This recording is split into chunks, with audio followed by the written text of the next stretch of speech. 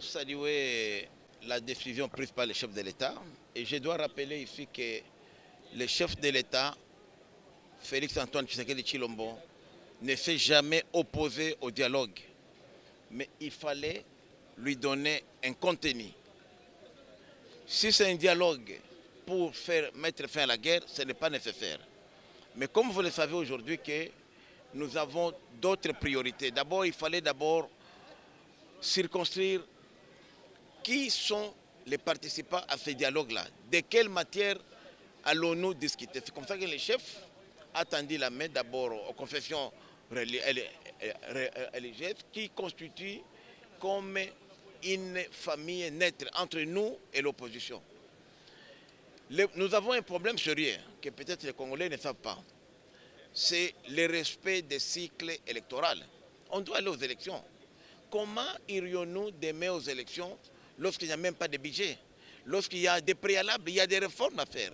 C'est comme ça que nous avions tous salué le point de vue de l'SCC qui a dit que nous ne nous opposons pas. L'SCC avait dit clairement qu'elle ne s'opposait pas aux réformes institutionnelles, mais il fallait un dialogue, que nous puissions nous parler.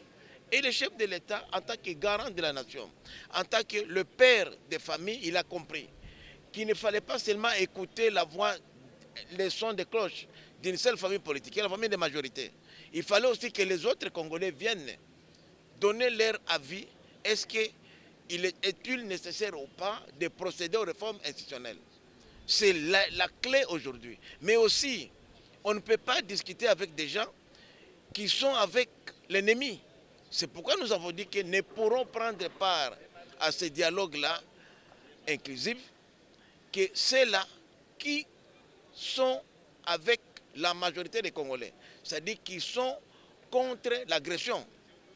Et vous verrez maintenant aujourd'hui, les Congolais vont voir qui sont avec les Congolais et qui ne le sont pas. Et c'est important de dire qu'à travers ce dialogue ici, non seulement nous allons former un front contre l'agression, on va renforcer l'unité nationale. Parce que ce n'est pas normal qu'un pays en guerre soit divisé. On a vu presque 2 camps à l'intérieur du pays. Et ces divisions-là profitent à l'ennemi. Et le président a voulu se placer au-dessus de la mêlée pour dire que je voudrais que les Congolais soient unis. Qu'est-ce qui nous divise, nous, Congolais? Est-ce que c'est nécessaire de faire le changement de la Constitution, de faire la révision? Si la majorité dit que non, on va laisser tomber, on va continuer. Qu'est-ce qu'il nous faut aujourd'hui? Puisque si aussi il n'y a pas d'élection en 2028, ce sera encore pire que maintenant. Nous aurons demain des personnalités qui n'ont pas été élues, qui pourraient demain être appelées à légiférer pour les comptes des Congolais. Donc c'est important d'avoir ce dialogue. Mais ce qui reste maintenant aujourd'hui, c'est de savoir, le dialogue aura lieu au pays ou à l'intérieur du pays. Qui va présider ce dialogue-là? Là aussi, le président est ouvert. Il est très ouvert. Il a déjà lancé. Il attend maintenant les conseils des autres. Les tractations se font de part et d'autre. Même nous, au niveau de la majorité, je peux vous dire qu'il y a beaucoup de collègues qui n'ont pas apprécié ça. Mais puisque nous voulons l'unité nationale, ce que nous voulons tous à travers ce dialogue-là, c'est d'abord réconforter l'unité nationale des Congolais. C'est important pour le président. Un pays à guerre ne peut pas faire la guerre en tant qu'un pays divisé. Et cette force-là que nous allons trouver à l'intérieur va nous permettre maintenant tous de regarder vers la même direction et de faire un être. La preuve, la Constitution ne lui donne même pas l'appartenance politique. Il était de l'IDPS, mais aujourd'hui, la preuve, il n'est plus président de l'IDPS. C'est Kabouya qui fait son intérim. Donc il est au-dessus de la mêlée. Donc Félix Tshisekedi n'ira pas au dialogue. Je l'ai dit, je le répète, Tshisekedi n'ira pas au dialogue. N'iront au dialogue que 3 composantes. La société civile, où il y aura les confessions religieuses, la majorité et l'opposition. Et j'insiste beaucoup, nous sommes de la majorité, mais il n'y a pas majorité, il n'y a pas opposition, il n'y a pas minorité là-bas. Nous tous, nous irons en quota égal pour éviter qu'une composante ne puisse minoriser l'autre lors des débats. Et les décisions qui seront ici du dialogue vont être imposées à tout le monde. Mais il faudrait que ce dialogue-là reste dans le cadre constitutionnel, institutionnel. Il ne faudrait pas que les dialogues remettent en cause l'ordre institutionnel établi, c'est-à-dire que les institutions ici des élections. Ça, c'est important, parce que le dialogue ne peut pas supplanter la Constitution. Ça, on doit être clair sur ça. Toutes les discussions vont se faire en dessous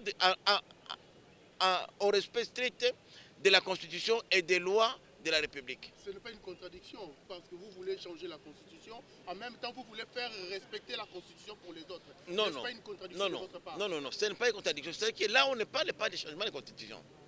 Nous allons là-bas, chaque famille politique amènera au social pour les cas de confession, va amener son cahier de charges.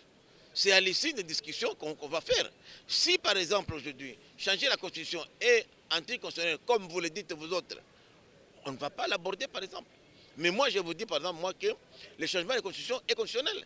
À travers les débats, moi par exemple, qui ferait partie de la composante de Ouazalendo, je ne serai pas de la majorité, je vous dis déjà, je serai de la composante Ouazalendo, nous sommes dans la société civile, nous allons démontrer noir sur blanc qu'en vertu de l'article 5, le peuple souverain, qui a un pouvoir extra-parlementaire, extra-constitutionnel, un pouvoir différent du pouvoir du peuple dans l'article 219, qui est un peuple circoncis, un peuple constitué, peut changer sa propre constitution. Je vais le démontrer. Ce sera un débat. Ce n'est plus un débat de la rue, ce sera entre nous, Congolais. Et à l'issue de ça, nous allons les faire des options. Mais il ne faut pas dire que l'objet du dialogue, c'est mal. Le changement de la constitution, non, non. Là, je vous dis, il ne faut pas dire ça. L'objet du dialogue, c'est d'abord de mettre tous les Congolais ensemble. Mais il est vrai qu'à l'issue de ce dialogue-là, c'est normal que nous puissions avoir un gouvernement d'unité nationale, que nous puissions associer les autres qui n'ont pas géré à la gestion du pays. Ça, c'est évident. On va... Du chef de l'État d'engager le pays dans un dialogue inclusif, c'est un bon signe.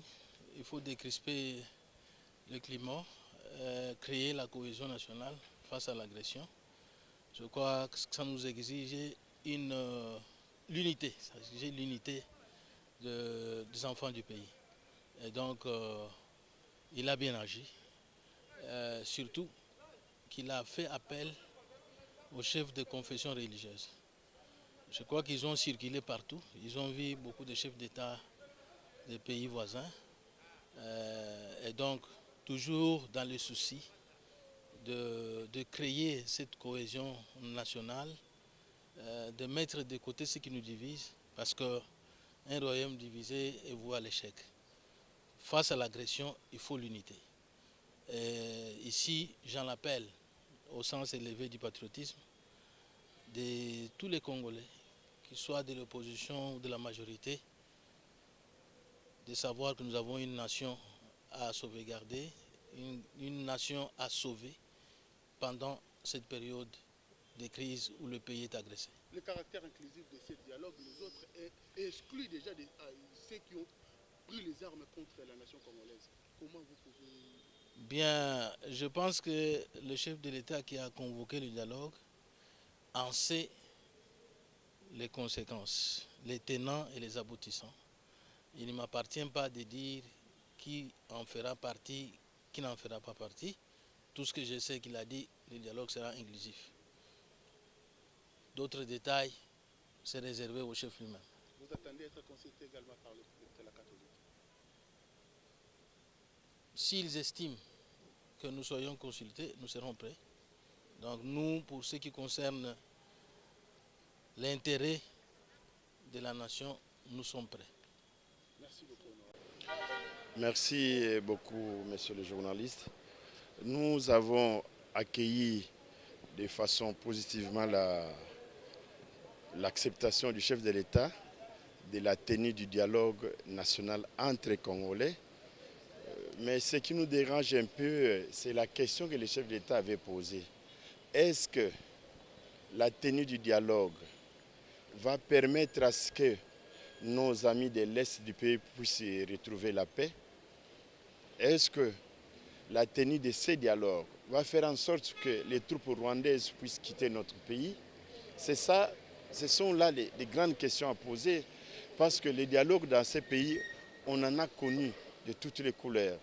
Les différents dialogues que nous venons de connaître ici, c'est la signature du protocole d'accord à Washington et celui de Doha. Quels sont les résultats obtenus après ces deux signatures? La guerre continue. L'occupation de l'espace congolais, est continue. Mais c'est ce que nous ne voulons plus.